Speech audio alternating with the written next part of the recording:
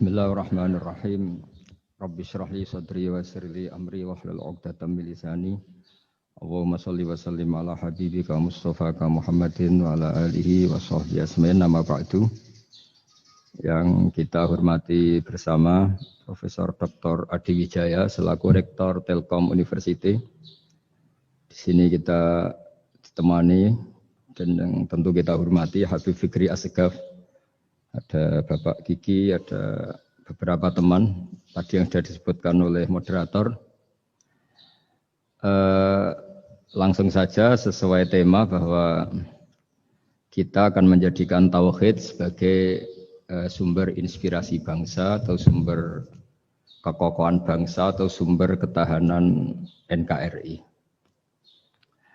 Perlu dicatat bahwa di antara yang sering disabdakan oleh Rasulullah SAW adalah inna minal bayani la sikhron. Jadi penjelasan atau orasi atau argumentasi atau apa sajalah itu adalah bagian dari sihir. Sihir di sini maknanya itu sesuatu yang kayak hipnotis, tapi di sini dalam konteks positif.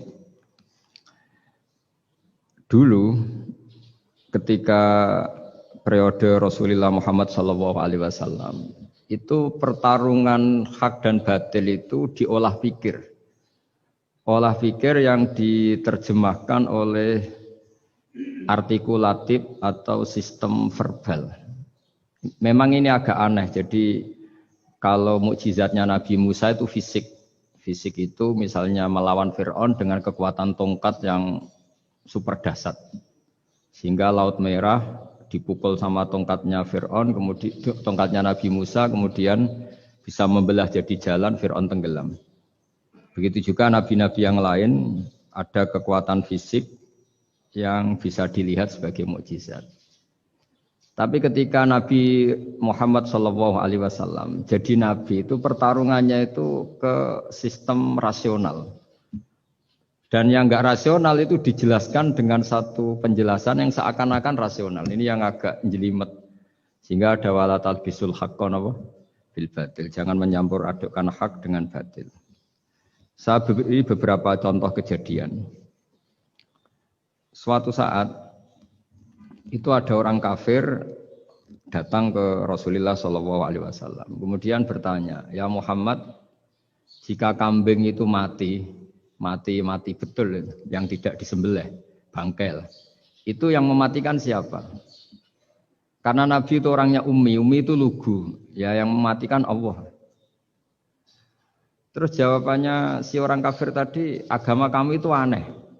Yang dimatikan Allah langsung haram, tapi yang lewat tangan-tangan manusia yang berlumuran dosa halal katanya. Sehingga terus jadi logika yang kok iya ya gitu. Harusnya yang dimatikan Allah langsung kan orisinil gitu. Sehingga orang terus terbelalak, seakan-akan ini hebat. Ya. Dan resikonya Nabi Habib Fikri, resikonya itu enggak boleh fahisan mutafahisan. Corong Jawa Nabi ora oleh cangkem elek, itu resiko. Andai kan Nabi boleh cangkem elek enak, nak halal ya pangan kon.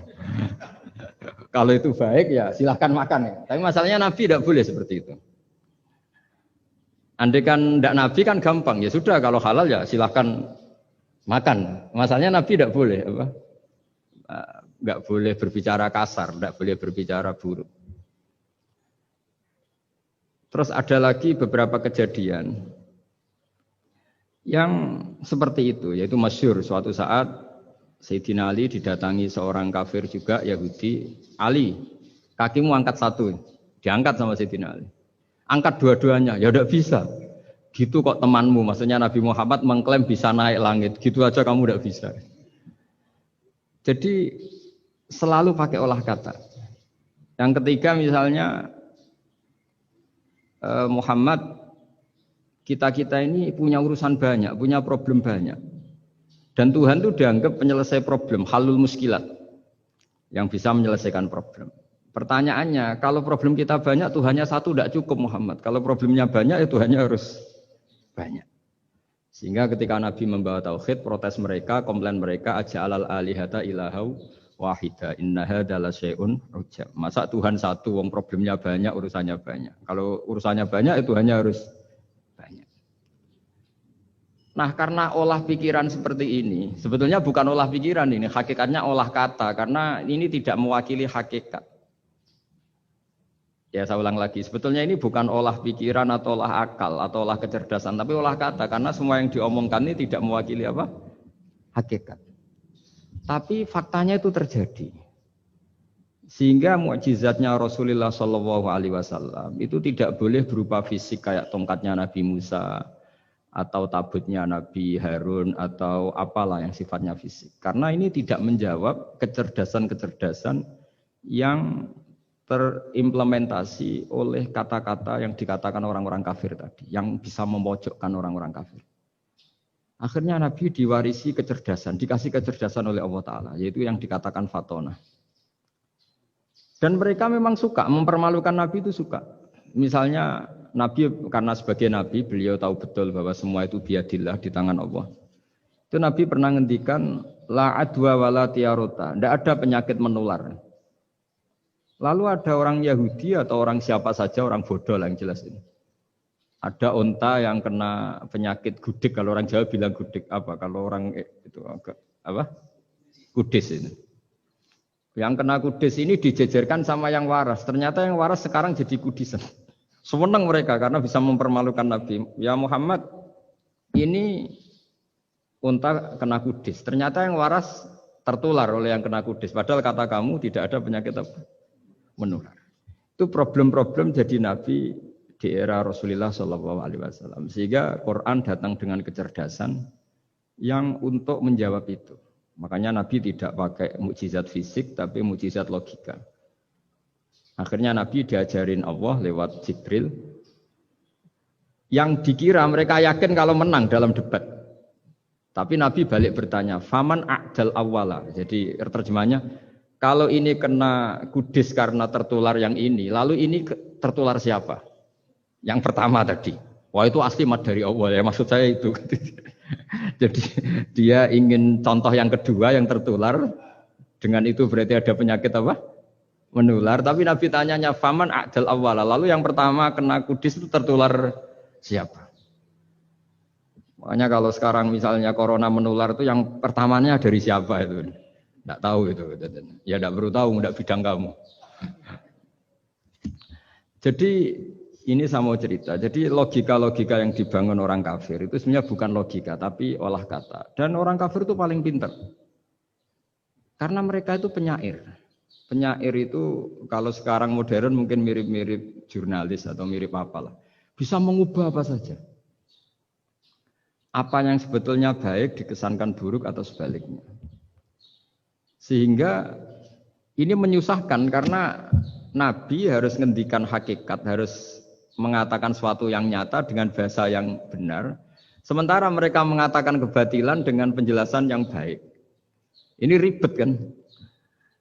Sehingga dalam banyak percekcokan ya, itu susah dicari jalan tengah karena sama-sama mirip, kebenaran ini sama-sama mirip. Jadi misalnya yang masyhur dalam satu peristiwa besar, konflik antara Sayyidina Ali dan Sayyidina Muawiyah. Itu konflik yang nggak bisa diedarkan, gara-gara kalimat, gara-gara kata-kata. Makanya sekeras-kerasnya pedang atau senjata itu masih keras apa? Kata-kata atau polemik lah atau apalah. Karena sekarang itu agak susah membahasakan. Ketika konflik Ali dan Muawiyah itu ada orang bilang, ya sudah, nahkum bi kitabillah. Sudah sekarang kita kembali ke kitabillah. Itu mereka megang mushaf. Mushaf ini yang saya pegang namanya mushaf. Seakan-akan itu benar karena orang Islam harus kembali kepada kitabullah. Pertanyaannya lalu Ali kata Ali, fadorobal mushafa biyadihi. Sayyidina Ali nepuk mushaf ini keras sekali. Sal hadal mushaf kata Sayyidina Ali. Kalau kita harus kembali ke Quran, coba tanya ini. Mushaf ini ya mushaf seperti milik saya ini. Akhirnya orang-orang Khawarij bilang, innama huwa warakun wa madadun. Itu hanya kertas sama tulisan. Bagaimana mungkin kita bertanya? Pas itu adalah orang Khawarij itu orang yang enggak mau ngakui Ali juga enggak mau ngakui Muawiyah.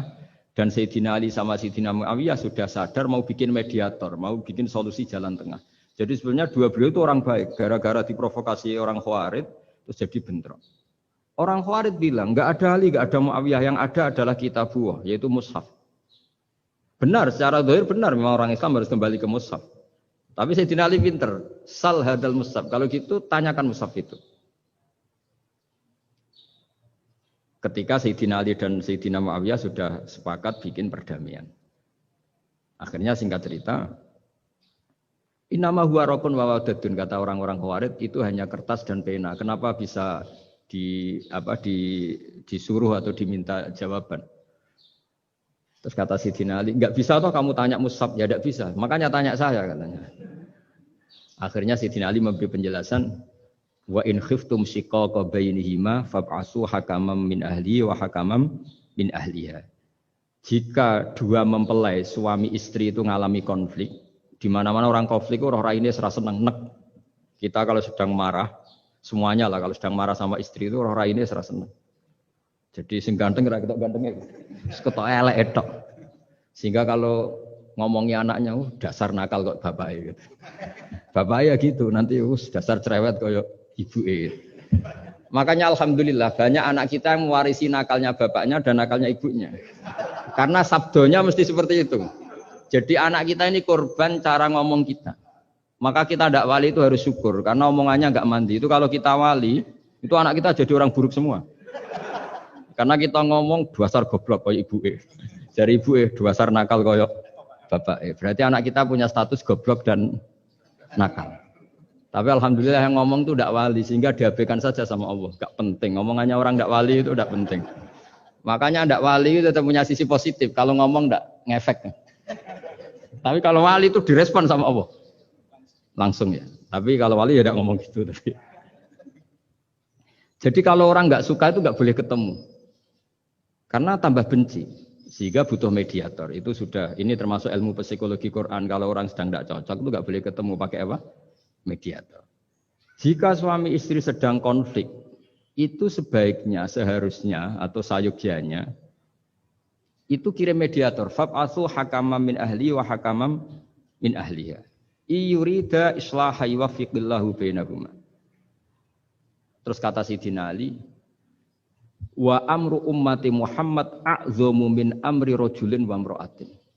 Dan urusan umat Muhammad yang kita sedang konflik dengan kekuatan besar dan bisa pertumpahan darah, itu lebih ngeri timbang urusan suami dan istri. Itu saja solusinya mediator. Artinya sesepele itu urusan pribadi saja Allah menyuruh ada mediator. Apalagi urusan kita yang lebih dahsyat. Akhirnya mereka ngakui cara istimbat, cara ngambil kesimpulan Sayyidina. Jadi ini masalah-masalah yang orang bilang seakan-akan benar. Sudah kita kembali ke Quran, kembali ke Quran. Quran yang mana? Wong kamu tidak paham. Lama-lama tanyanya cetakan mana ini? Ribet kan? Makanya saya ini bikin gerakan besar-besaran yang dulu saya ngaji tafsir lama sekali dengan Mbah Mun.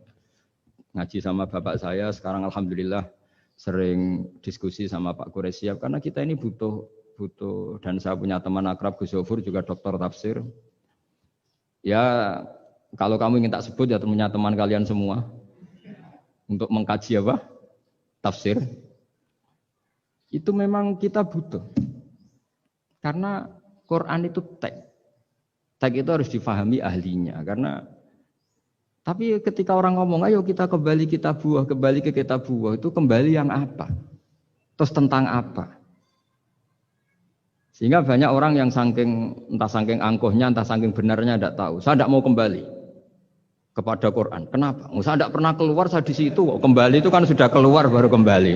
Itu entah saking angkuhnya, entah saking benarnya tidak tahu. Mau kamu katakan angkuh yang masuk akal? Saya tidak mau kembali. Saya tidak pernah keluar. Memang saya sudah di situ. Benar mana? Bisa jadi ya sudah ini itu wilayah yang enggak jelas itu.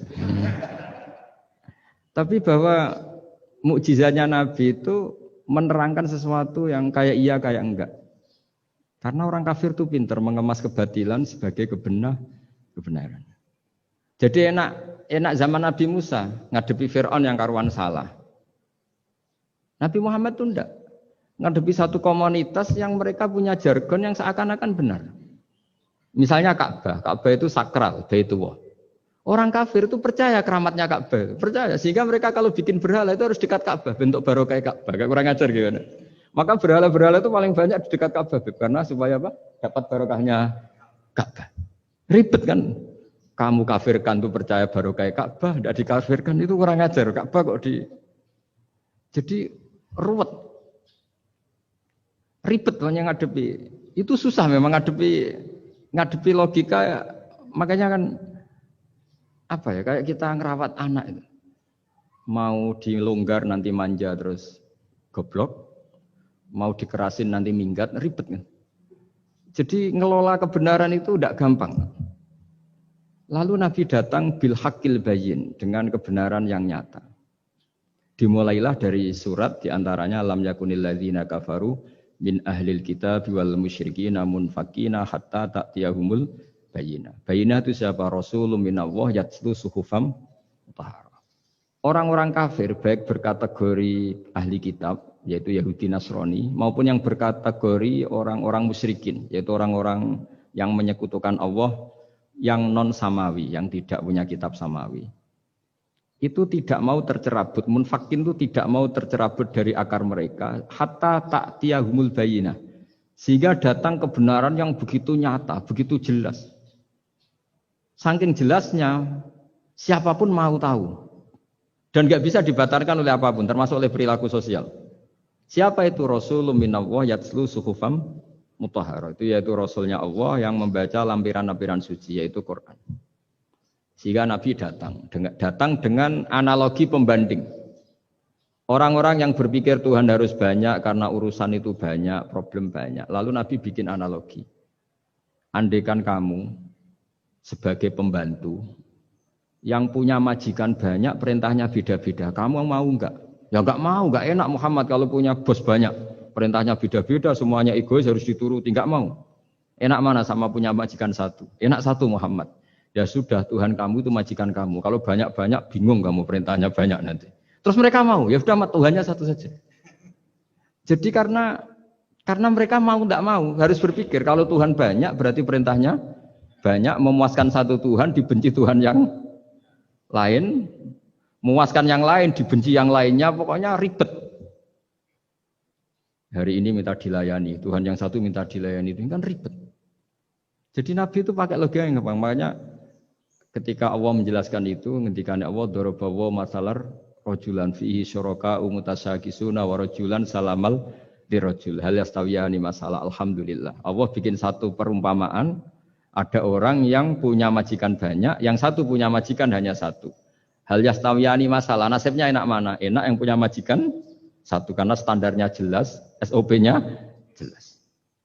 Akhirnya mereka sadar, oke Muhammad Tuhannya satu saja. Lalu dalam pertanyaan-pertanyaan yang lain, misalnya tadi masalah Sayyidina Ali, masalah dibully lah kalau sekarang itu Nabi menjawab ya dengan rasional. Karena mau tidak mau. Karena Nabi tidak dibolehkan pakai mukjizat zaman itu. Untuk awal-awal jadi Nabi itu enggak boleh pakai mukjizat. Karena mukjizat itu punya sisi yang sangat-sangat fatal, yaitu kalau Allah sudah menurunkan mukjizat, itu sekali enggak diimanin itu harus ada azab. Nabi ingin umatnya itu enggak kena azab. Makanya ketika Allah Ta'ala wa ma mana'ana an nursila bil ayati illa an kadzdzaba bihal awwalun. Cara terjemahan bebasnya gini. Muhammad, saya tidak ngasih mukjizat kamu kayak Nabi Musa, kayak nabi-nabi sebelum kamu yang berupa fisik. Itu problemnya satu, sekali saya menurunkan mukjizat, tren umumnya ini didustakan. Ketika didustakan, saya punya alasan menyiksa, wong sudah tak perlihatkan sebegitu jelas kok tetap didustakan. Maka sekali saya menurunkan mukjizat, kata Allah, wa ma nursilu bil ayati illa takhwifa. Saya memberikan satu ayat itu hanya warning, hanya peringatan bahwa ini akan ada bahaya azab. Sehingga karena pilihannya itu Nabi milih gak ada mukjizat yang seperti nabi-nabi sebelumnya. Milih mukjizat yang ilmiah, yaitu Al-Quran yang kita warisi sampai sekarang. Alhamdulillah. Karena kata ulama-ulama, nah ini pentingnya penjelasan. Andaikan mukjizat kita itu hanya tongkat, maka hanya ada di museum. Kita lihat tongkatnya Nabi Musa mungkin klaimnya ada di Turki. Mukjizat tabut kita lihat lagi di Ya di manalah tempat di museum apa. Tapi kalau mukjizatnya Al-Quran, itu umatnya Nabi akan merasakan nikmatnya ila yaumil kiamat. Misalnya kita dalam bersuami istri atau dalam berkeluarga atau dalam bermasyarakat. Itu Quran kalau nasihati kita gampang sekali. Misalnya wa ashiruhunna bil ma'ruf. Fa in karihtumuhunna fa asa an takrahu syai'a wa yaj'alallahu fi khairan katsira. Sudahlah kalau sama istri itu yang baik. Jika ada watak istri yang kamu enggak suka, dalam ketidaksukaan kamu itu ada kebaikan yang banyak. Kamu enggak suka karena kalau istri kamu sering marah, kamu enggak suka. Sukanya yang senyum. Tapi kalau senyum terus sama orang lain juga senyum, ribet kan kamu. Jadi sudah anggap saja ada hikmahnya. Semua itu ada hikmahnya. Kalau istri kamu marah tidak kelihatan marahnya, dipendam, itu enggak ekspresif. Cara akting sinetron enggak masuk itu. Tapi kalau marah kelihatan marahnya itu ekspresif, itu kecerdasan itu, Pak. Bisa menumpahkan keinginan. Wah itu bagus ini. Jadi disuruh lihat sisi apa? Positif. Imam Syafi'i itu pernah ketemu seseorang yang di depan beliau cium tangan hormat. Suatu saat dikasih tahu sama santrinya yang lain, orang yang mencium kamu wahai Imam Syafi'i itu di belakang ngerasani kamu, bully kamu. Kata Imam Syafi'i, baguslah. Kenapa? Berarti saya wibawa, di depan saya tidak berani. Jadi enteng. Beliau dikasih tahu, tetangga kamu banyak yang benci engkau ya Imam Syafi'i. Baguslah, tidak akan utang saya. Justru yang kenal-kenal itu yang utang-utang itu. Jadi enteng terus. Jadi dunia ini dianggap gampang saja. Coba kalau istri kamu sedang rukun sama sedang marah itu murah mana? Murah marah. Kalau rukun minta ke mall pusing. Jadi ulama dulu itu murah mana? Marah sama rukun. Kalau sedang harmonis minta kemana? Mahal kan? Kalau pas marah. Jadi ulama dulu itu lucu, apa ya? Gampang sekali nanggapin sesuatu itu. Imam Abu Hanifah itu kalau ketemu yang utang beliau itu dia yang sembunyi karena malu. Kalau kita kan enggak yang sembunyi yang utang. Kalau Abu Hanifah enggak. Yang sembunyi itu Abu Hanifah. Kasihan dia malu kalau ketemu saya kan masih punya utang saya. Itu kalau kamu ingin jadi wali itu gitu. Kalau ketemu yang utang kamu yang lari. Itu bisa bank tutup karena yang lari yang ngutangin. Dalam cerita-cerita wali itu unik-unik. Rabi'ah Adawiyah itu pernah kemalingan. Itu beliau sembunyi. Malingnya nyari apa dia sembunyi. Habis itu ditanya, kenapa engkau sembunyi? Sama lu sama malingnya. Karena rumah saya nggak ada yang bisa dimaling. Karena enggak punya apa-apa. Jadi ini kalau berpikir rasional kan ada Habib Fikri bahasa rasional. Ini tak latih berpikir yang agak rasional. Nah, Nabi itu diutus dalam kondisi masyarakat yang rasional. Sehingga repot. Dan yang tidak rasional itu punya kecakapan olah kata sehingga seakan-akan rasional. Makanya ada kalimat terkenal di kalangan ulama, kalimatu haqqin urida biyal batil. Omongannya benar, tapi maksudnya tidak benar. Kayak tadi, la hukma illa lillah. Tidak ada hukum kecuali yang ada di Quran. Tidak ada hukum kecuali yang diturunkan Allah. Pertanyaannya, apa itu? Ya Quran. Lah iya apa? Makanya kata Sidina Ali, ya sudah, sal hadal mushaf. Tanya mushaf kamu. Oh ya tidak bisa, itu kan hanya kertas sama tulisan. Makanya tanya ulama, kata Sidina Ali. Nah Quran itu balwa ayatum bayinatun fi suduril ladzina utul ilm. Quran itu begitu jelas sebagai solusi, tapi di hatinya orang yang punya ilmu. Sehingga kemudian lahir beberapa generasi tauhid. Yang paling masyhur dimulai tauhid itu yang masyhur ya, yaitu adalah ketika ada orang namanya Muhammad bin Jubair bin Mut'im. Itu bapaknya Muhammad ini namanya Jubair bin Mut'im. Itu dia orang kafir, masih kafir. Dia datang ke Madinah itu untuk negosiasi tawanan perang Badar.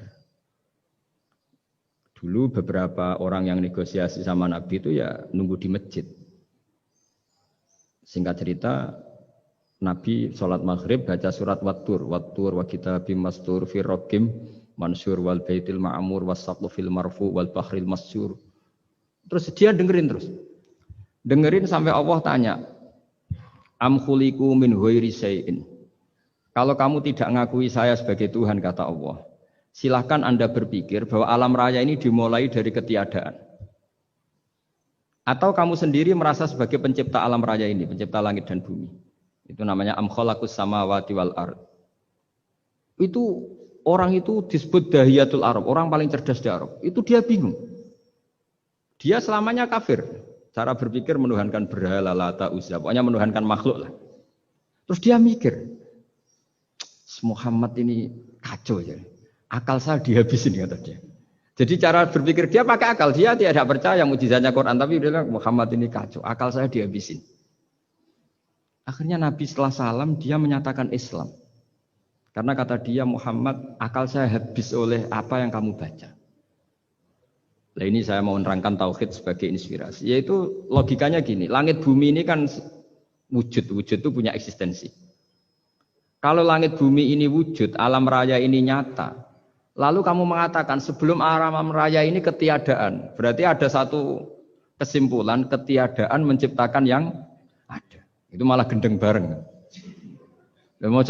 Logikanya kan nggak kena. Al-adamu yakhluqu maujudan, sesuatu yang nggak ada menyebabkan atau menjadikan sesuatu yang ada. Akhirnya, padahal pertanyaannya tadi gitu, ya sudah kalau kamu nggak percaya saya sebagai Tuhan, sebagai pencipta awal, sudah ada usah Tuhan-Tuhanan. Tapi ya mari goblok bareng dengan mengatakan bahwa alam yang ada ini diciptakan oleh sesuatu yang tidak ada. Jadi Juber, saya tidak mau goblok Muhammad, sudah iman saja saya, karena saya tidak mau goblok. Jadi agama ini datang dengan keceriaan berpikir. Sehingga Ibnu Hajar al-Asqalani mengatakan hadatin ja'a bil iltizat al-aqli. Agama ini datang dengan kenyamanan berpikir. Coba kalau Anda seorang profesor atau seorang doktor atau seorang ilmuwan, kemudian Anda diajak goblok dengan teori baru bahwa sesuatu yang ada itu diciptakan oleh yang tidak ada. Mau enggak kamu? Mau semuanya rasa turu. Diajarin sesuatu yang ada diciptakan oleh yang tidak ada.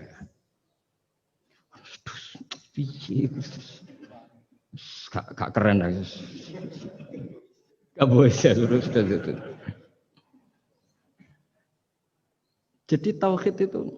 Nah, kemudian lahir ulama-ulama baru yang cara ngarang sama. Ini kitab yang dulu saya ngaji sama Syekhina Kiai Maimun Zubair Mbah Mun. Itu kemudian ulama-ulama baru, kata Yai Mbah Mun itu juga bapak saya sering pesen, orang itu harus tahu zaman.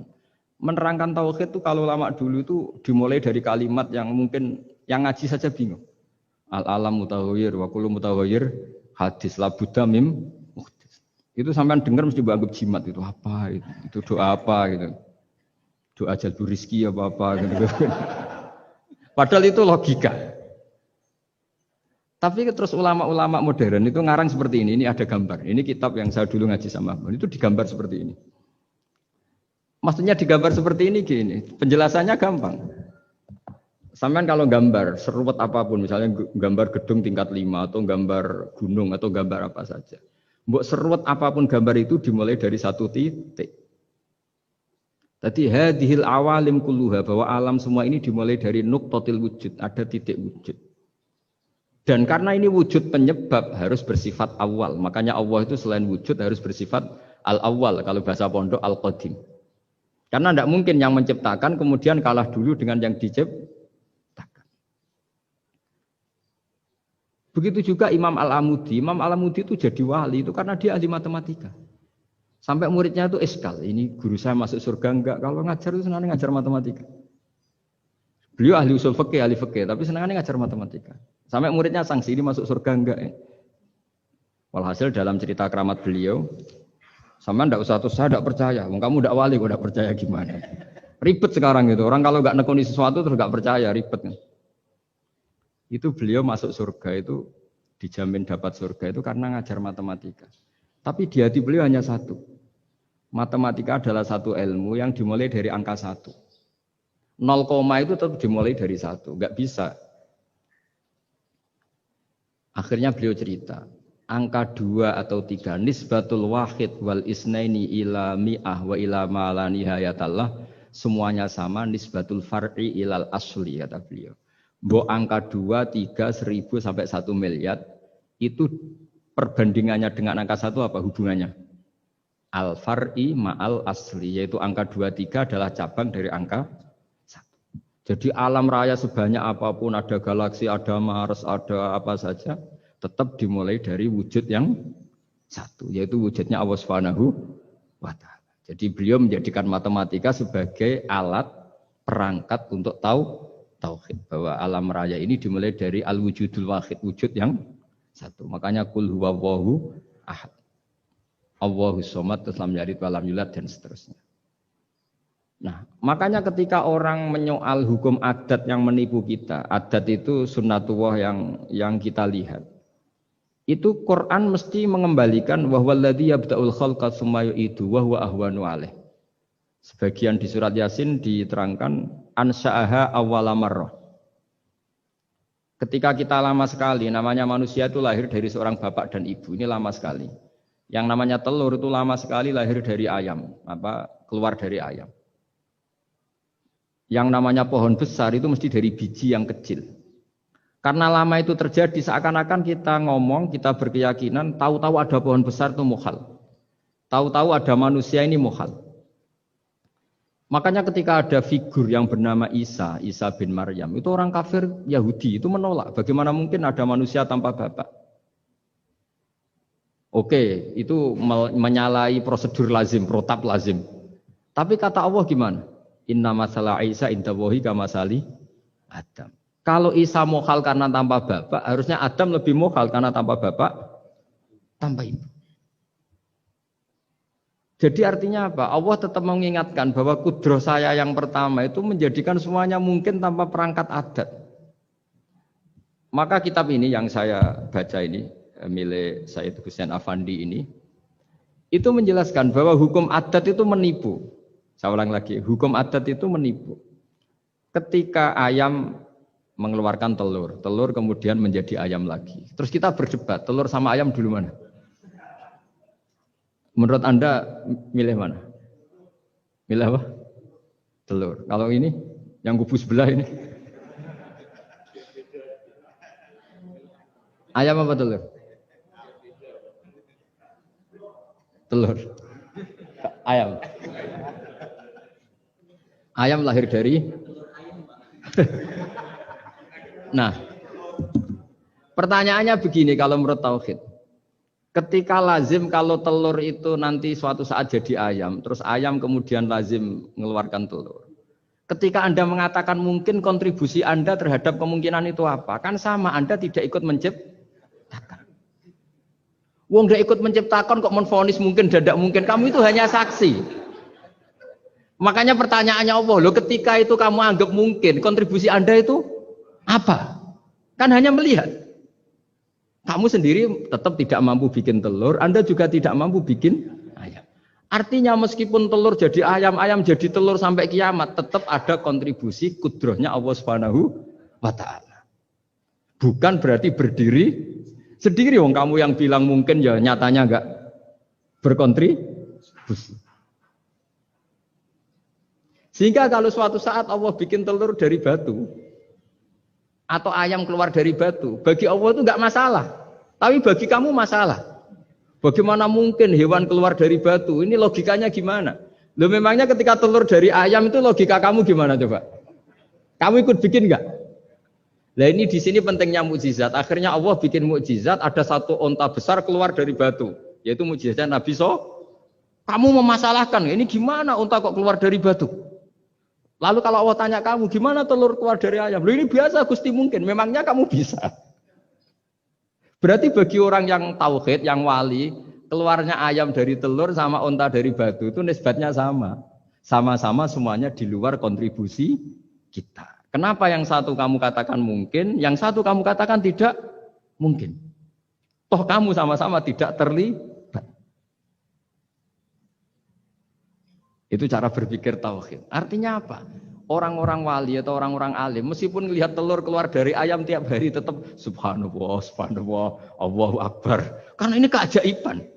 Tapi kamu kan enggak taunya ajaib itu yang aneh-aneh itu. Makanya banyak cari kiai aneh yang gondrong, yang enggak pernah mandi, gara-gara kamu itu suka aneh itu gara-gara. Dong ini ya. Dong itu tahu ya. Jadi mbok sesering apapun alam raya ini ada siklusnya. Biji jadi pohon, pohon kemudian mengeluarkan buah, buah ada biji. Semuanya yang berkontribusi hanya kudrohnya Allah Ta'ala. Tidak mengikat Allah. Allah bisa bikin tanpa itu semua. Makanya Allah selalu memperbarui mukjizatnya. Termasuk ada onta besar keluar dari batu. Yaitu mukjizatnya Nabi Soleh. Kamu gak boleh menyoal ini mukhal. Mukhal gimana? Karena itu gak mungkin. Ukuran gak mungkin apa? Kamu gak bisa bikin kan? Sama telur keluar dari ayam kamu bisa bikin. Sama-sama enggak. Nah di sini pentingnya ngaji ya. Makanya Allah ngendikan innallaha la yastahyi ayyadriba masalam ma ba'udatan fama faqah. Allah itu tidak malu bikin contoh nyamuk. Karena nyamuk ini mukjizat yang besar. Sudah hewannya kecil, di situ ada ususnya. Ususnya ada uratnya. Coba kalau kamu bikin nyamuk itu. Kalau yang santri agak nakal itu ya ada alat kelaminnya, ada uratnya. Coba jenengan bayangkan nyamuk kecil kan? Itu ada uratnya enggak? Ada ususnya ada uratnya. Uratnya ada bakterinya. Pusing kan kamu? Jadi sebetulnya ayat Allah yang dasar itu bukan dinosaurus tapi nyamuk. Bikin uratnya dinosaurus masih gampang, hewannya besar paling uratnya segini. Itu pesan di Juwana bisa lah. Tapi kalau pesen organnya apa? Nyamuk. Perutnya seberapa? Sudah gitu dia di dalamnya ada calon anaknya. Lebih kecil, banyak lagi jumlahnya coba. Nah ini agama ini datang dengan akal. Jadi kelihatan ada mukjizatnya Quran karena menyontohkan nyamuk. Dan kelihatan mukjizat kalau dijelaskan pakai logika. Yaitu kayak apa susahnya bikin nyamuk. Sudah kecil, ada organnya, organnya ada uratnya, uratnya ada kumannya, kumannya ada uratnya. Pusing enggak? Makanya tidak ada kampus yang siap memaklumatkan diri sanggup bikin nyamuk. Karena ya enggak sanggup tadi. Lah itu mukjizatnya Quran. Jadi agama ini ketika ulama-ulama ja'a bil iltizazil aqli. Agama ini datang dengan kenyamanan berpikir. Makanya kita nanti kalau mau mati itu yang seneng saja. Kita tidak tahu caranya hidup, tahu-tahu lahir, tahu-tahu hidup, tahu-tahu punya hutang, tahu-tahu banyak masalah, tidak tahu kita. Nanti kalau mati juga gitu, nggak ingin mati, tahu-tahu mati. Nanti nggak tahu bangkit. Makanya sudah alaiha nahya wa alaiha namut wa biha nubasu insyaallah taala minal.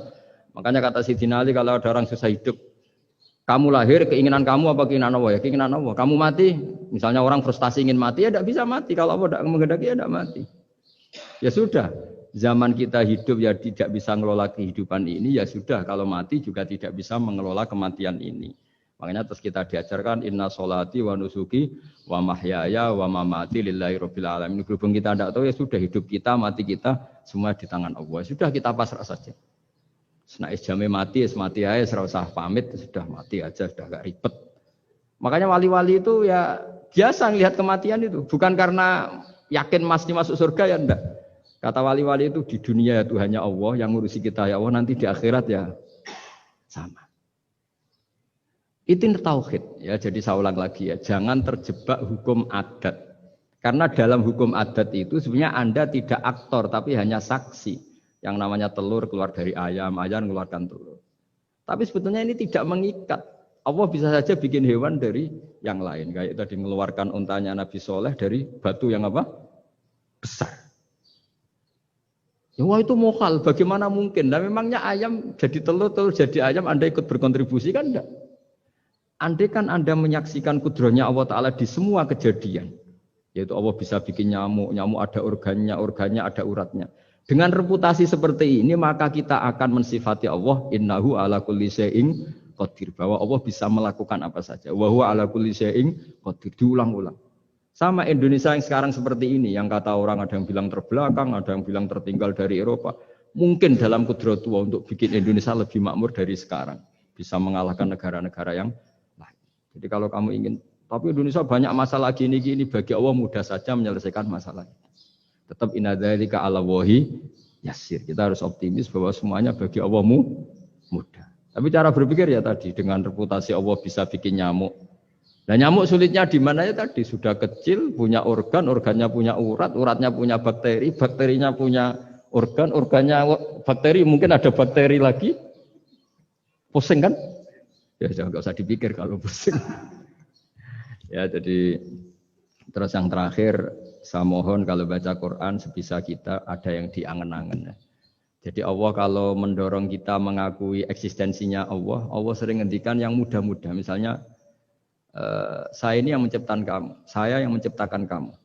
Falau la tusaddiqun, sudahlah, saya ini nahnu khalaqnakum. Saya ini pencipta kalian, Bu Yao. Hubungan kamu itu dengan saya. Urusan kamu terdekat itu dengan saya, kata Allah, bukan dengan yang lain. Karena saya menciptakan kamu, kata Allah. Tapi kita ini aneh, jadi manusia itu aneh. Dengan zat yang menciptakan kita tidak punya urusan, dengan yang tidak terkait dengan kita punya urusan.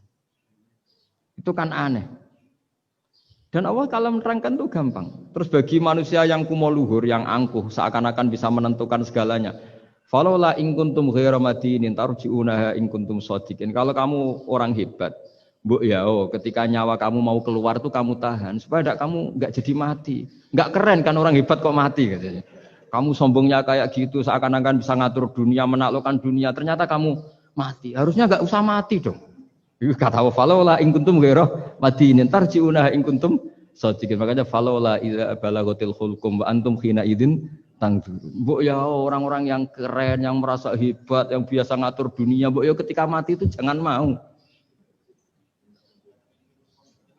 Ya, ini sensitif wilayah.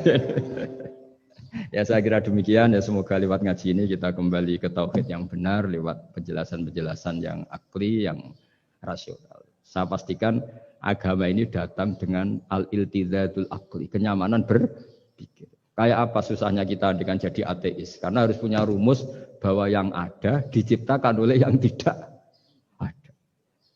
Itu kan jadi aneh. Makanya ukuran iman, salasun man kunna fihi wajada halawatal iman. Ciri utama iman itu nyaman, halawah itu manis. Karena ya itu tadi apa yang dibawa oleh Quran dan hadis sesuai akal kita. Maka masyhur di kalangan para ulama ada pepatah, laulam yakun ma ja'a bihi Muhammadun dinan lakana fi aqlin nasi hasanan. Kalau saja Muhammad tidak maklumatkan kalau ini agama, akal pun akan setuju bahwa yang dibawa itu hal yang luar biasa. Karena agama ini tidak lam yusodim al-aql, agama ini tidak akan menentang akal. Liqaumi ya'qilun liqaumi yatafakkar. Kalau ada orang bilang akal saya itu menolak faham agama, itu akalnya yang perlu dicek. Ada masalah itu pasti. Ya, saya kira demikian. Assalamualaikum warahmatullahi wabarakatuh. Pertanyaannya jangan Kak Barbar. Baik, alhamdulillah telah mendengarkan paparan yang cukup sangat menarik dari Gus Baha. Monggo kalau ada pertanyaan dari Bapak Ibu sekalian di sini, silakan mungkin. Monggo Mas. Semua Mas.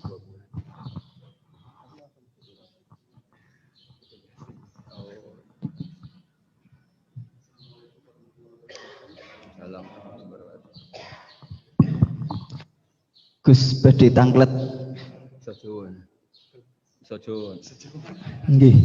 Gus, ilmu itu kan membingungkan. Semakin dipelajari, kita semakin rasa fakir. Kesimpulannya langsung ilmu itu membingungkan. Iya. Kita menurut saya jangan. Tapi ilmu itu juga paradok, Gus. Semakin dipelajari, kita semakin tahu, semakin ingin membaca, tapi kadang kita juga merasa takut dengan ilmu itu sendiri. Pertanyaan saya, apakah itu hal yang wajar, Gus?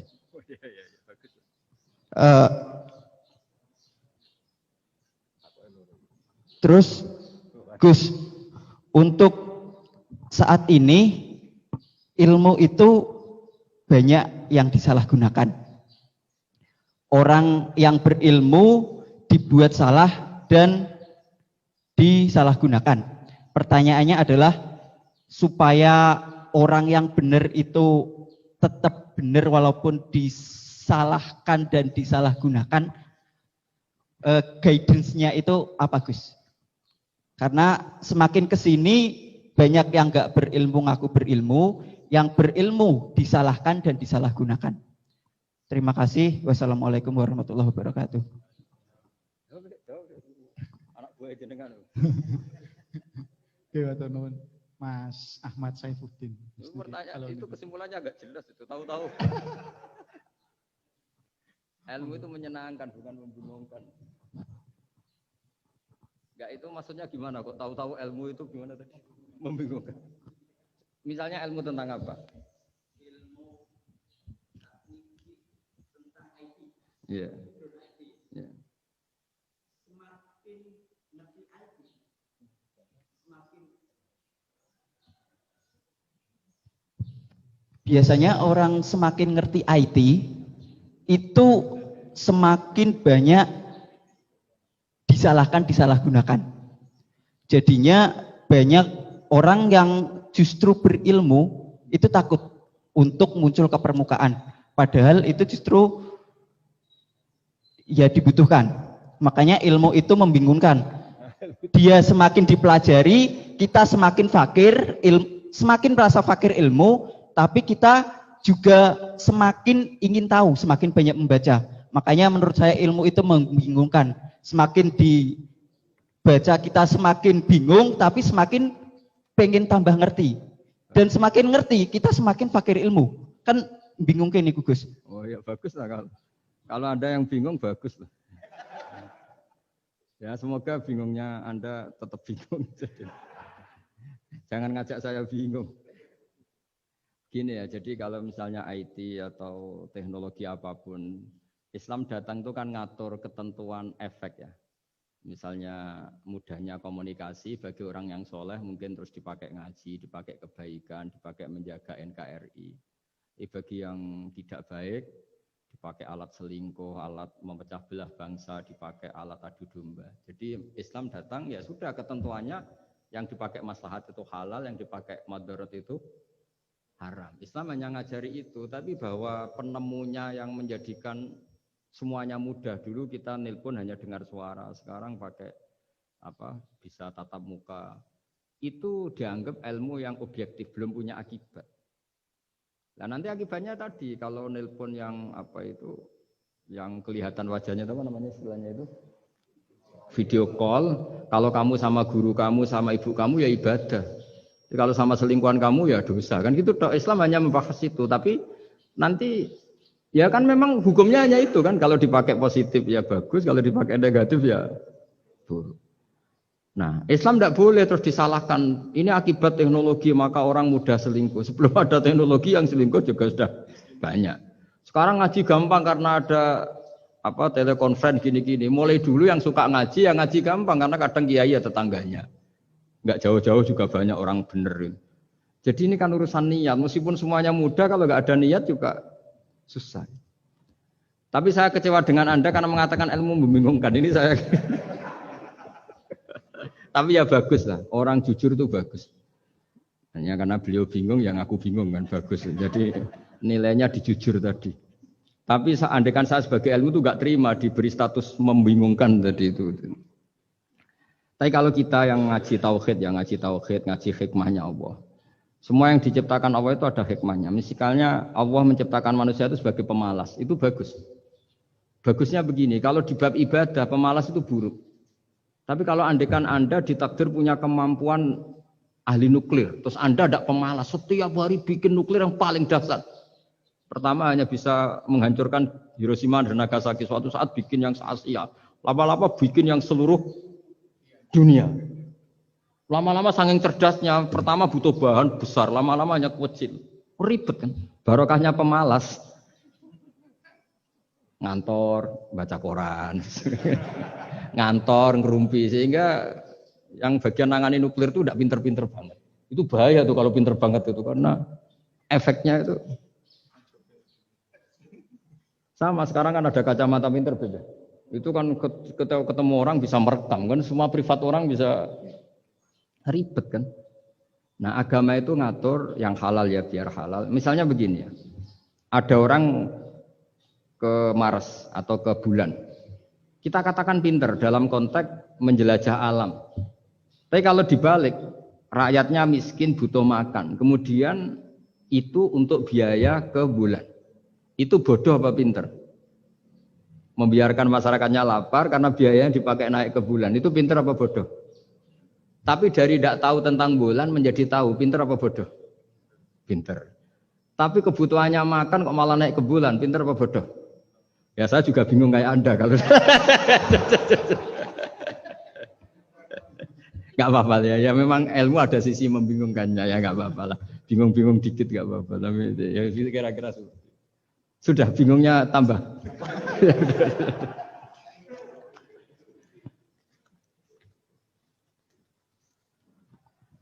Nuwun Gus Baha. Berikutnya monggo Mas Afif niki, Afif Khairul Hidayat. Oh, itu yang undang malah tanya.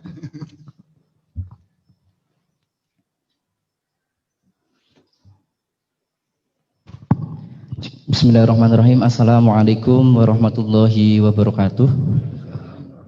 Terima kasih atas kesempatannya. Gus Baha izin bertanya, bagaimana cara paling efektif membendung pemikiran-pemikiran neo-khawarij di lingkungan kampus? Matur suwun. Wassalamualaikum warahmatullahi wabarakatuh.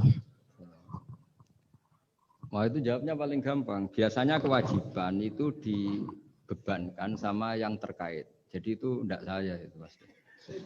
Saya kan kiai pesantren, kamu kan orang kampus, berarti kewajibannya di Anda bukan di saya. Di mana-mana kewajiban itu dibebankan sama ya. Sudah ya, itu jawabannya gitu. Jadi kalau istri kamu yang rewel, jangan tanya saya, istri saya rewel gitu. Kewajibannya ya kamu cari solusi gitu. Kalau Anda punya Pak Komisaris kurang mikirkan jenengan, ya jangan tanya saya, jangan tanya ini. Begini ya, sebetulnya kita juga kadang salah mengkategorikan. Ada neo-khawarij, ada Islam ekstremis, ada moderat. Itu omongannya peneliti ya, itu kan peneliti itu harus mengkategorikan, terus sampling ilmiah harus diputuskan ini kategori apa, solusinya apa. Tapi itu analisis. Sebetulnya masalah itu tidak sesulit itu ya. Kalau Allah menghendaki gampang saja. Misalnya Anda berpikir neo-khawarij, kemudian anak Anda sakit, yang ditakdir nyuwun sewu harus hutang tetangga, kebetulan yang ngutangin itu orang Islam moderat. Ini yang sering lupa, para analis itu, saya ulang lagi, para analis itu, mbok ya ngregani pangeran. Saya itu sering ketemu para analis. Sering saya ingatkan, mbok ya kamu itu ngregani Allah. Allah itu punya hak untuk kreasi, punya hak untuk ngatur, punya hak untuk menentukan. Kita misalnya begini, kadang berpikir, orang neo-khawarij tadi itu bisa enggak ekstrim kalau bacanya buku ini atau ngikuti pikirannya tokoh ini, itu kita. Tapi kalau Allah itu enggak. Saya beberapa kali ada kejadian orang begitu benci misalnya sama Muhammadiyah atau benci sama NU atau benci apa. Itu marine mergo anaknya pacaran terus nikah. Mulane corong Jawa gedeng tapi nyanding. Itu dulu banyak kiai yang benci Muhammadiyah. Barang anaknya besanan ya baik-baik saja. Karena nanti cucunya jadi Muhammad NU. Itu buahnya ada 1-2 itu. Sama nanti orang yang kuras gitu ternyata pas butuh bantuan yang nolong itu Islam moderat. Akhirnya kan karena Al-Insan Abdul Ihsan itu ya respect. Jadi, nah tapi kita sebagai analis ngiranya kalau pikiran itu dilawan pikiran, tidak mesti juga. Jadi manusia itu segampang itu. Dulu yang namanya Abi Sufyan itu bencinya sama Nabi, Masya Allah juga sebaliknya. Tapi ketika Ummi Habibah jadi istrinya Nabi, itu kebencian yang penggemar Abi Sufyan dan Nabi cair. Begitu juga Juwairiyah. Makanya ketika ada konflik besar antara kelompok-kelompok itu, karena mereka sebagian sudah jadi istrinya Nabi itu, mereka bilang Asharu Rasulullah SAW. Jadi konflik yang se-ekstrem itu selesainya pakai besanan. Ashar itu besanan. Mau tukaran gimana? Mau benci Muhammadiyah gimana? Cucunya sekarang sudah Muhammad NU. Yang NU juga cucunya sekarang. Ya sudah. Akhirnya ya baik-baik saja. Jadi tidak udah ada solusinya. Kalau Allah sudah menghendaki nanti gampang saja. Sama jangan tanya. Lah kapan itu Gus? Yang sadar Tuhan kamu tanya ya, tanya sama Allah. Jawabannya wallahu a'lam. Tapi saya mohon para analis ya, jangan corong Jawa aja ngilani pangeran. Tuhan itu diberi hak untuk menyelesaikan karena banyak yang di luar dugaan.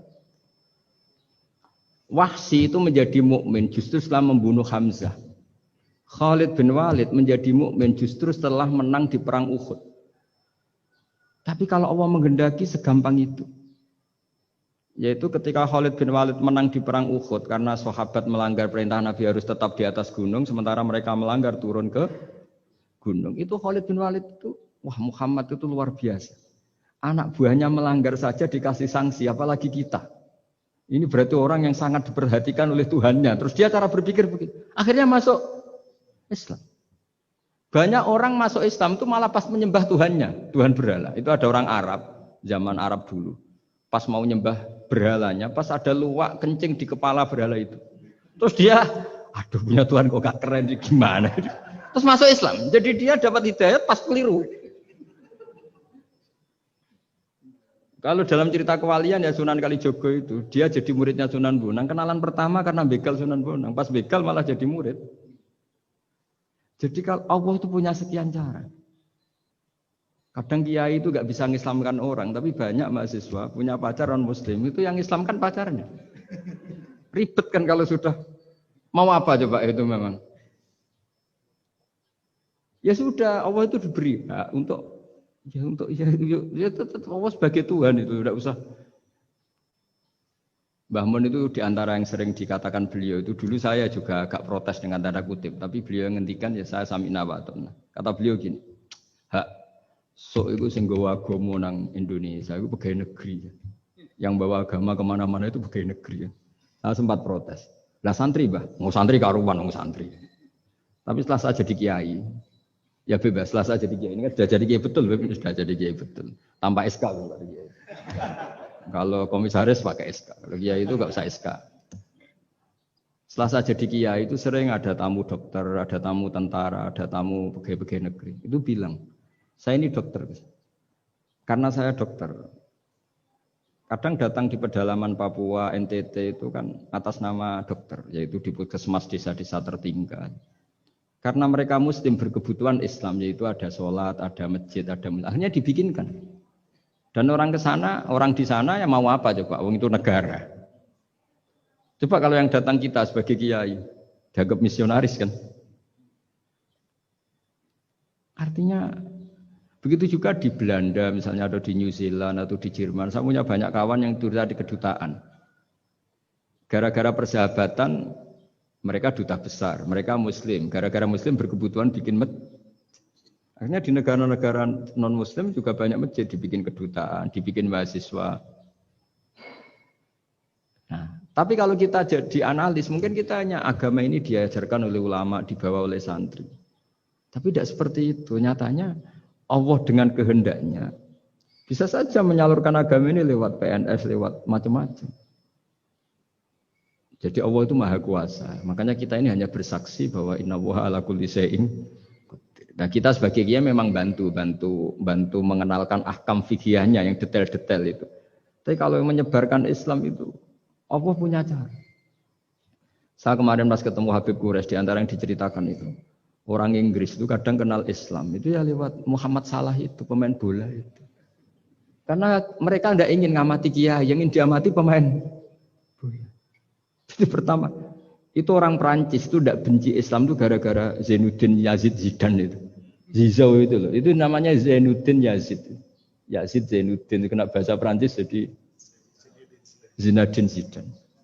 Itu dulu imigran dari Aljazair itu dibenci sama orang Prancis. Tapi setelah yang membawa Prancis juara itu adalah seorang Zidane.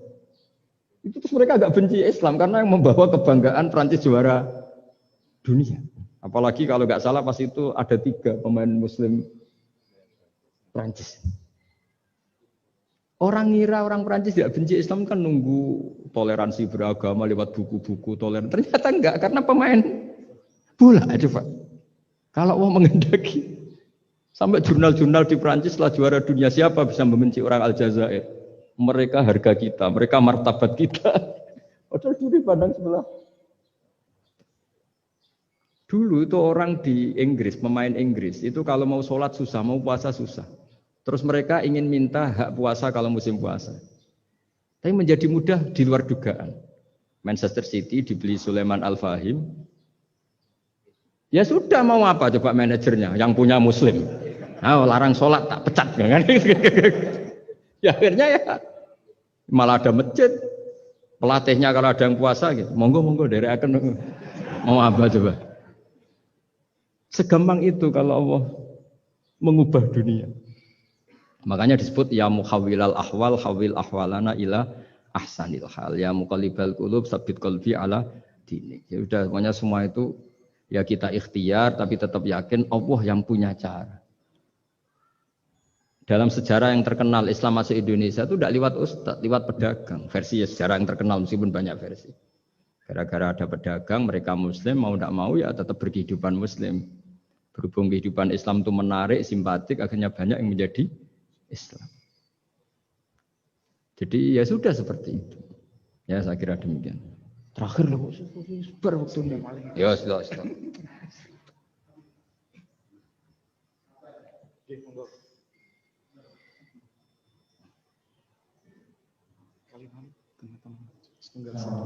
Ya.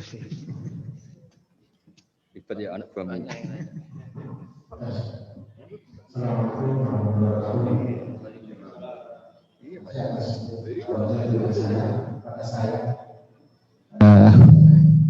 Gus Bah, saya mau tanya, tadi saya tertarik pada paparan tadi tentang masalah pengolahan emosi ya, kata saya sekitar itu ya.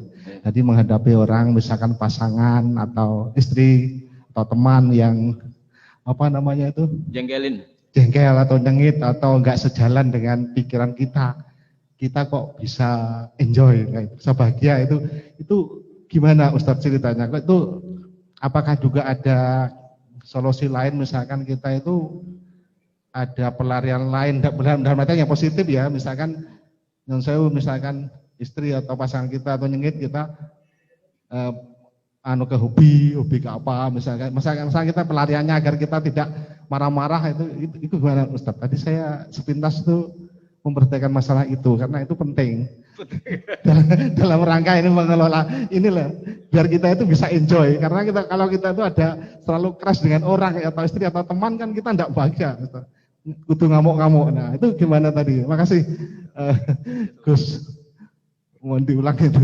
Ya. Assalamualaikum warahmatullahi wabarakatuh. Kamu didatangkan untuk ngulangi itu. Kalau enggak dipecat jadi moderator.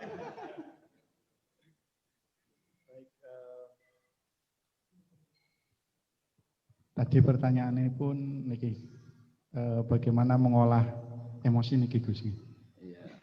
Ketemu kali niki pasangan opo teman nggih Gus sing nyengiti opo ngeten Gus.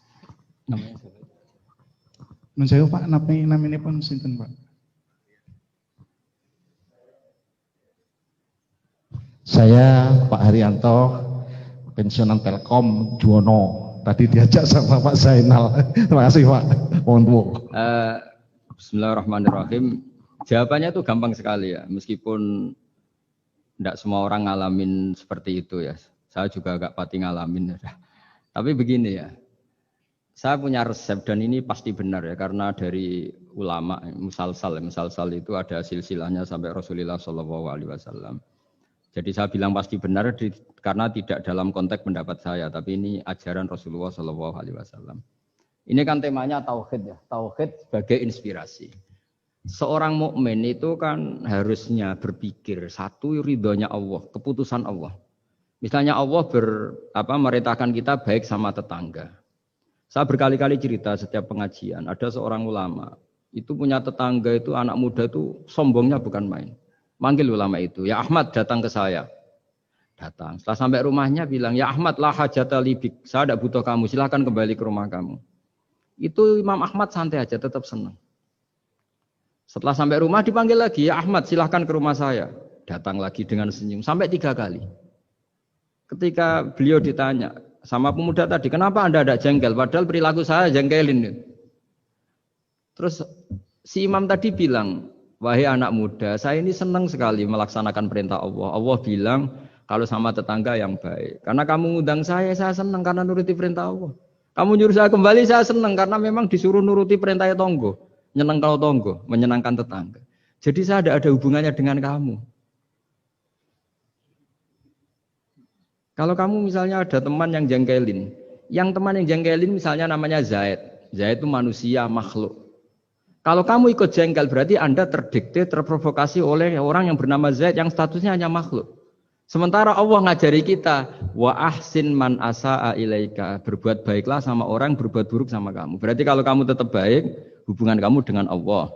Kalau buruk berarti kamu didikte oleh Zaid. Bayangkan kalau Zaid ini orang yang nggak tamat SD, Anda seorang profesor, berarti anak SD bisa merovokasi profesor. Itu yang bodoh yang mana coba? Jadi ulama itu melatih. Jadi selain tadi, makanya Nabi itu punya ajaran yang memang berat ya. Kalau orang tidak bakat wali jelas berat. Di antara ajarannya itu sil mangkoto aka, sambunah orang yang memutus hubungan dengan kamu. Wa ahsin man asa'a ilaika, berbuat baiklah sama yang berbuat buruk sama kamu. Itu memang berat.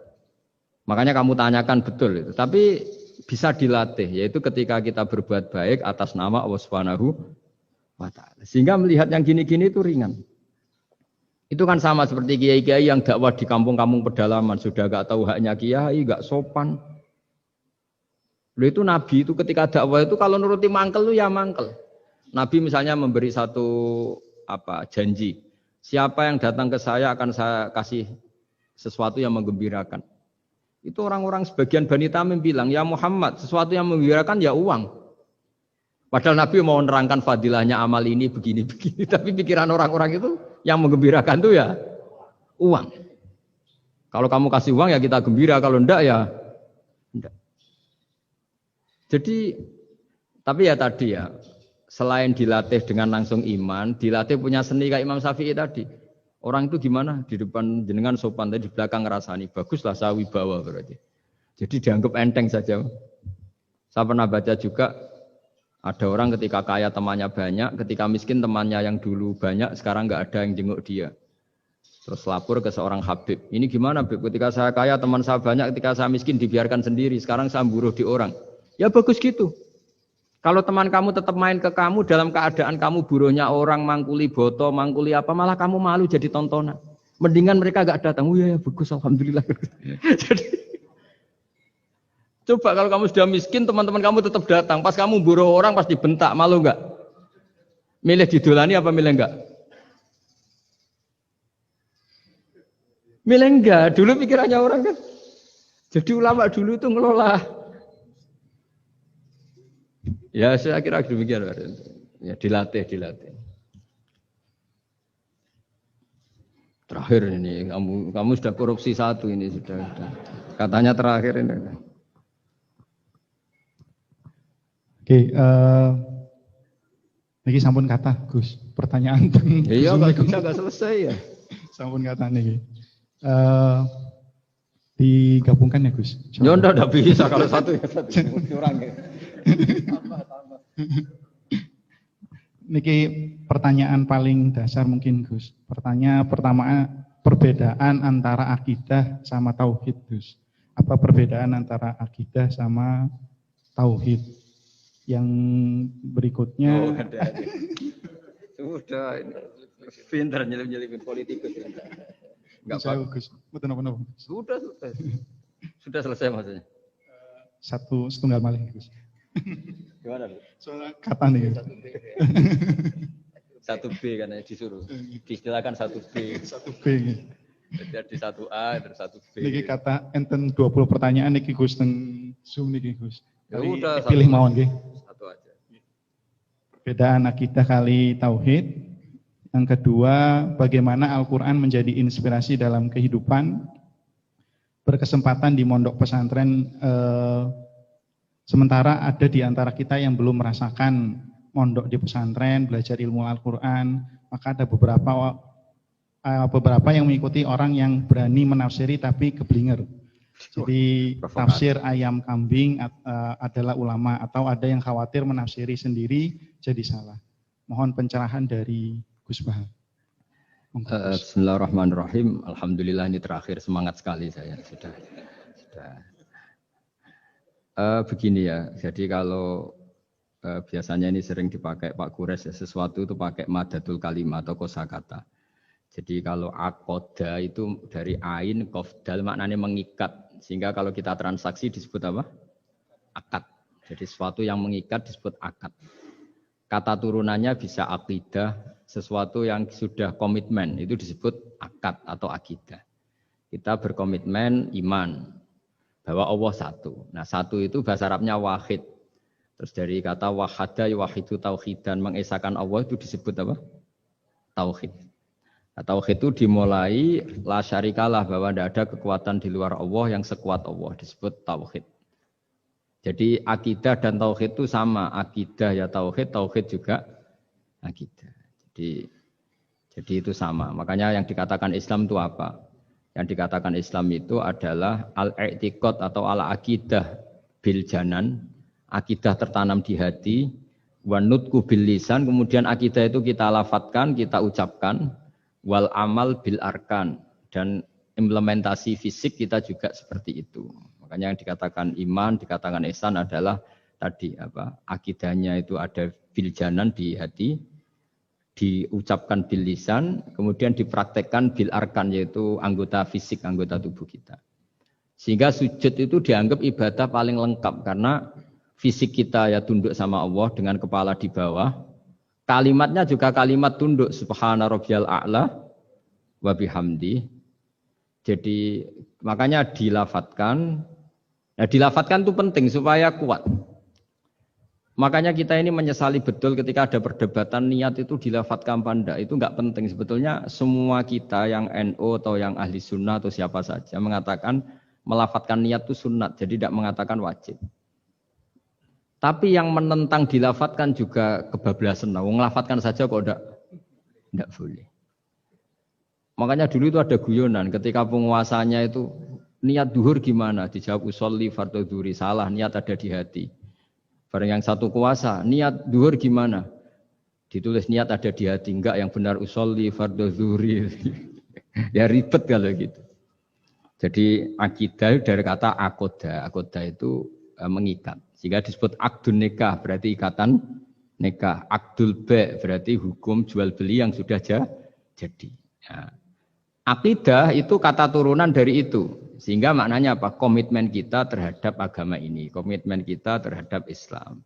Apa komitmen yang paling dasar dalam Islam? Tauhid. Mengesahkan Allah bahwa tidak ada Tuhan selain Allah.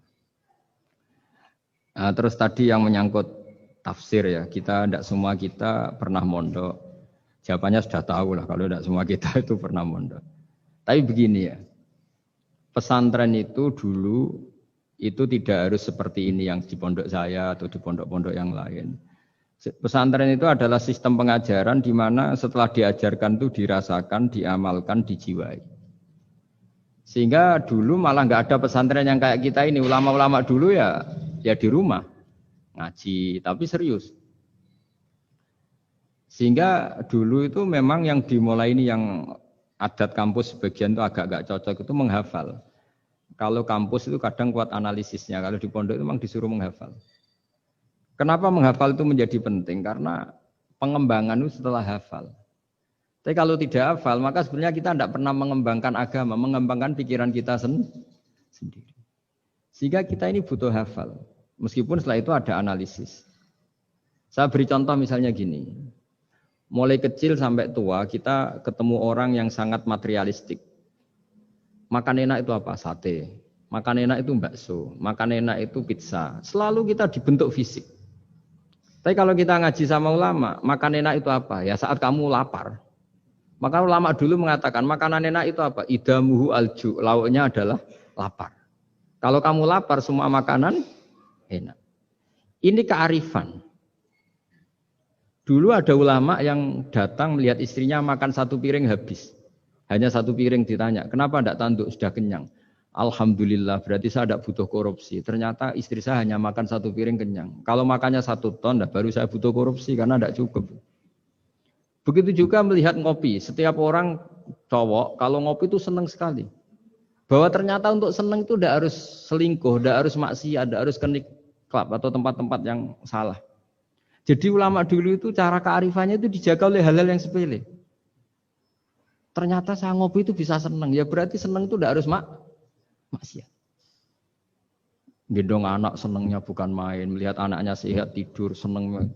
Sehingga ulama dulu mengatakan al-istidzat bil mubahat min qutbiddin. Menikmati hal yang dibolehkan Allah itu qutbuddin, pokok dari agama ini. Nah, kenapa orang butuh maksiat? Karena nggak bisa nikmati hal-hal seperti ini. Makanya beragama itu harus nyaman. Dengan nyaman ini diharapkan orang nggak butuh nyaman lewat jalur yang tidak benar. Orang ketemu cucunya seneng, ketemu anak seneng, ngopi seneng. Hal-hal yang taat ya. Apalagi Rasulullah Shallallahu Alaihi Wasallam dengan sholat tuh senengnya bukan main. Sampai beliau ngintikan wa qurratu aini fis sholat.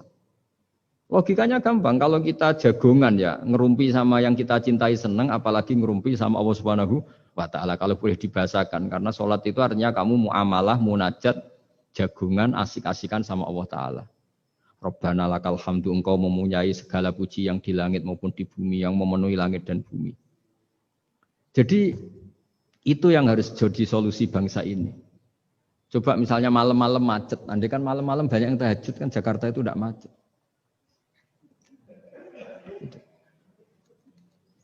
Jadi ulama itu ingin menjadikan taat itu solusi. Makanya kul bi fadlillah bi rahmati fa bidzalika falyafrahu. Orang yang sedang tahajud, itu setiap ulama dulu yang tahajud, itu sampai bilang gini, ainal muluk fi hadil ladzah. Enaknya apa jadi raja? Enak ya kita. Sayyidina Ali itu derajatnya tinggi. Di antaranya disebabkan beliau kalau wiridan gini, saya hafal wiridannya. Kafani izzan an takuna li robban wa kafani fakhron an akuna laka abdan. Gusti, saya ini punya nikmat yang luar biasa karena menjadi Tuhan untuk engkau. Zat yang abadi, yang kekal, yang pertama. Coba kalau saya jadi hambanya Fir'aun, Tuhan mati tenggelam lagi, kan nggak ada kerennya. Udah gitu sekarang jadi tontonan lagi coba. Andai kan kamu punya Tuhan Fir'aun kayak apa tersiknya? Sudah Tuhan mati jadi tontonan. Sudahlah Gusti, keren saya ini karena punya Tuhan engkau, zat yang abadi, yang lahul asmaul husna. Wa kafani fakhron an akuna laka abdan, dan saya keren sekali karena menjadi budak engkau, menjadi hamba engkau. Coba kalau saya jadi hamba sesama manusia, kerennya apa? Podo menusane, podo lemah, podo mati ini harus saling memperbudak. Kerennya apa? Coba? Jadi orang dulu itu kalau sudah munajat, makanya Nabi ngendikan wa qurratu aini fis sholat. Kalau sudah sholat tuh nyamannya bukan. Jika masyhur dalam cerita-cerita ketika Umar kena panah dan panah itu bentuknya kayak pancing, kalau ditarik sakit karena bentuknya kayak jangkar itu. Umar minta apa? Nanti tarik ketika aku sholat. Ketika sholat beliau ditarik beliau tidak kerasa. Dan itu harus dilatih. Nah, ya tadi. Jadi, Quran saya ulang lagi. Quran itu harus ditafsirkan seperti ini. Kalau tidak, maka orang akan menanyakan. Saya juga pernah ditanya orang yang sebetulnya ya agak kurang ajar, tapi tak anggap bodoh sajalah daripada dianggap kurang ajar. Hebatnya apa Gus? Quran mengatakan wa kulu washrobu, sementara ini kitab suci yang sakral. Kenapa hanya bakas makan dan minum? Saya bilang orang bakas Alphard, bakas Mars, bakas planet Jupiter itu enggak keren karena enggak bakas enggak mati. Tapi kalau orang enggak makan mati, berarti Quran membakas kebutuhan dasar manusia. Jadi mendesak, makan tuh mendesak. Nah, kenapa harus dibahas? Dalam hukum dunia manapun yang namanya mengambil milik orang lain itu harus pamit. Semua alam ini milik Allah, sehingga kita boleh makan tuh nunggu izinnya Allah. Maka Allah dulu yang ngendikan kulu, kamu boleh makan, baru kita boleh makan. Makanya Islam menganjurkan kita makan baca bismillah, itu pamit yang punya. Kamu pernah beli oksigen, kamu pernah beli buah-buahan sama Allah, tidak pernah beli kan? Itu maling semua itu sebetulnya. Karena tidak pamit sama yang punya. Coba kalau itu milik orang lain, kita langsung makan disebut maling enggak? Sekarang kamu makan itu tanpa pamit Allah, kira-kira maling enggak? Kalau kita keras sebenarnya itu maling juga. Makanya kita dianjurkan baca bismillah. Untung Allah baik, enggak ngelaporkan ke polisi. Nah di sini pentingnya kata kulu wasrobu, makanlah dan minumlah. Artinya kalimat ini punya filosofi yang luar biasa. Tapi andekan ini ditafsirkan orang yang enggak ngerti Quran, enggak ngerti tafsir, enggak punya adzauqus salim, rasa yang baik, maka memang ya ngomong Quran harus ahlinya, sehingga kualitas kulu wasrobu itu luar biasa. Saya sering sujud syukur karena ayat itu. Ya Allah, betapa baiknya Engkau mengizinkan kita makan rizkimu. Hanya modal baca apa? Bismillah. Sudah gitu oleh ulama dikatakan Bismillah hanya sunat. Kalau enggak juga enggak apa-apa. Cuma sedikit kurang ajar lah ngomong. Tapi kalau kamu tidak ahlinya maka terus malah tanyanya tadi. Loh, Quran yang katanya hebat kok hanya bakas makan dan minum. Coba misalnya kemarin itu hebat. Coba sudah kamu kemarin tanpa makan. Tetap pokoknya itu makan. Ketika orang mau menjajaki, mau nempat di Mars atau Jupiter, pertanyaannya apa? Di sana ada air enggak? Ada makanan enggak? Penelitian pertama apa coba? Di sana ada makanan enggak? Iya kan? Yang pokok berarti apa? Makan.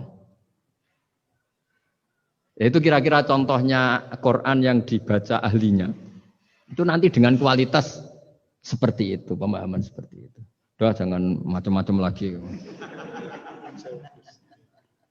Kita ditutup pakai subhanallah.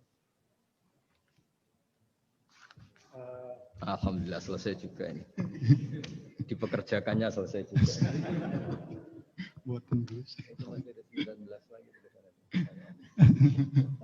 Baik Bapak Ibu sekalian, mohon maaf pertanyaannya dibatasi baik yang datang on-site ataupun online karena keterbatasan waktu. Yang kedua juga karena keterbatasan dari jawaban tersebut juga gitu ya. Walaupun saya yakin ini melihat antusiasme, mudah-mudahan nanti Gus Baha berkenan kalau ini lagi Gus ngisi pengajian lagi Gus. Mudah-mudahan. Boten Gus nih. Semoga semangat Bapak Ibu sekalian dari pertanyaan dan juga dari online tersebut juga menandakan semangat kita untuk semakin mendekat kepada Allah Subhanahu wa taala seperti yang tadi disampaikan oleh Gus Baha juga ya. Terkait juga semoga kita semakin merasakan tauhid kita. Tauhid kita itu didapat dari Al-Qur'an dan As-Sunnah, dan di mana Al-Qur'an dan As-Sunnah itu hanya bisa diketahui dari para ulama gitu ya. Jadi tidak bisa tidak kalau kita belajar dari para ulama. Baik, acara kita berakhir sekian sampai di sini. Mungkin minta izin kepada Gus Baha untuk menutup dengan doa Gus. Membuli terus. Doa yang standar. Apa kamu yang doa ya Kak Pak? Habib Fikri.